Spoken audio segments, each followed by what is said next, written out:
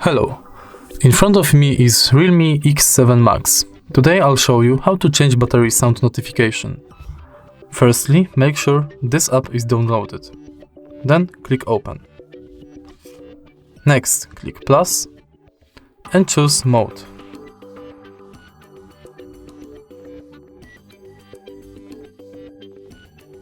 Next, choose Audio file.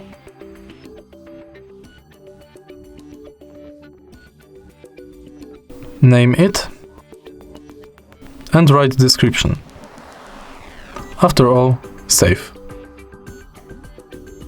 If you find this tutorial helpful, please leave like, comment and subscribe.